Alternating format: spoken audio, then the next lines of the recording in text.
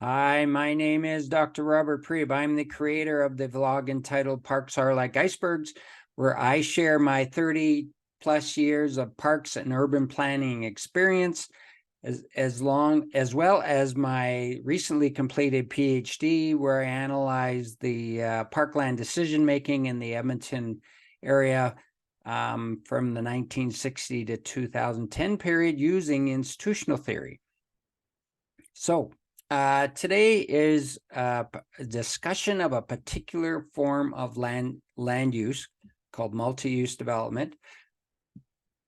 Excuse me, that I just wanted to delve into because Parks has a long history with multi-use site development. Now, just to take you back a little bit, in 1960, we were entering a post-war area of peace and prosperity and growth. Oil had been discovered in Alberta in the late 40s, and that was just starting to take off. So economic development was about to happen and was happening. So the government of Alberta said, you know, we have to sit back and kind of think about how we do our long-term planning for our cities, because our cities and towns are going to grow. So they created something called general municipal plans, now called municipal development plans, that are basically policy plans. They also required park master plans to be developed, which basically outlined how you're going to do your parks business in the next as the city grows. So they created this administrative framework for all that to happen, and out of that came unfortunately a form of development that basically separated residential, commercial, institutional parks, separated all these land uses away from each other, so to speak, because of what was perceived to be negative externalities between them, kind of thing. And what that spawned was what we call sprawl today. So it was economically driven. The market, the developers thought this new form of development where you would be more marketable, more valuable, and away they went, and it happened. So now we have these low dense development neighborhoods that rely on cars to get you to and from to your job, to your work, to your play, to your shopping, to everything, kind of thing. And what we've learned since the early 60s is, in the end, that's not a sustainable form of development. But interestingly, in that same time period, the parks people saw kind of a different approach that was contrary to how the rest of the urban planning world was working. And what we said, what the parkies came to realize was, because of the legislative structure of how municipalities are governed, we would never have the same level of funding and prioritization that things like roads, utilities, protective services enjoy and still enjoy today. So we said, okay, we need to provide recreational and leisure services and educational services as well. The school boards came along and said, yeah, we're kind of in this too. Like, how can we work together to try and combine our various opportunities, our various indoor and outdoor facilities? The Edmonton Federation of Community Leagues was like 50 years old at this time.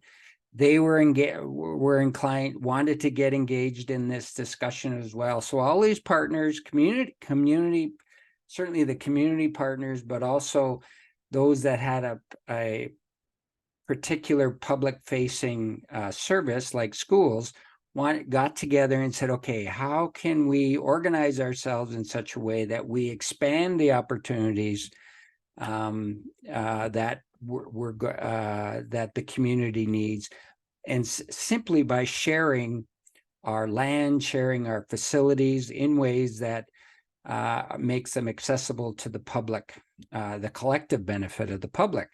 So in that broader mandate of how urban planning was happening, of separated land uses, we said, okay, we're going to have a separate school and park site in the middle of a neighborhood, but we will jam as many things onto these sites as we can. And this was quite, at the time, I'm not sure thought we were being as prescient as we ended up being, but what we've now realized is that the recreational, leisure, and school uses have expanded beyond even what we were thinking of the time. So we now have far more needs than we can accommodate on park sites, but nevertheless, we had this centralized park site. And now we've got as much flexibility as we can work into it on a limited, and basically amounts to a limited amount of land. So, but the concept used on those sites was multi-use. So this vlog is talking about in more detail, granular level of detail about how that has actually occurred through legal agreements, what uses are combined, how they're combined, and the range of services that are provided on parks, as well as the benefits provided of services provided on recreation, on parks, from recreational, leisure, and educational services. The upshot of this is not so much about that we got it right and the other, separating the other land uses was wrong. That's not the point. The point is our approach. So the parkies approach of the day was to say, who are our partners? And what we realized was there were other public entities and the community itself that we needed to go to try and expand what we all could do collectively that met the needs of the community. So I describe that, a little bit of that history. I describe how we do multi-use planning on park sites. But the upshot again is you need to think about, in whatever, as we densify our cities to you know, Ashley Salvador is talking about, the new zoning bylaw will will reduce sprawl. And that's right to a point, it may, but it's kind of how are we going to approach the community? Now we have a collective problem. So our collective problem is low dense development.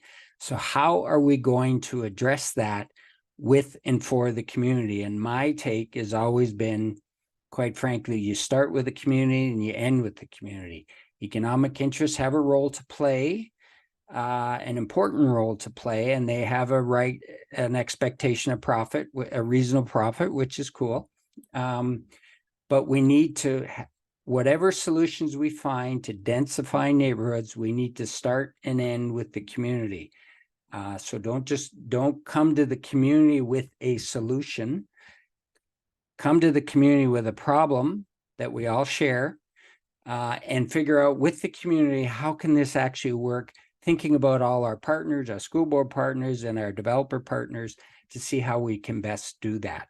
And I also suggest really minimal, subliminal things, you might say. Don't meet with them when you go to have meetings with the community. Go on their turf, go into their community halls, go in their community meeting places. What you want to do is put yourself in a position where you're out there listening to as many people as you can to develop site and community specific solutions. So I will leave you with that. Thanks for looking in today on my vlog. This is about the 36th or 7th vlog I've done, and I would encourage you to read the other ones and stay tuned for more as time goes on. Thank you.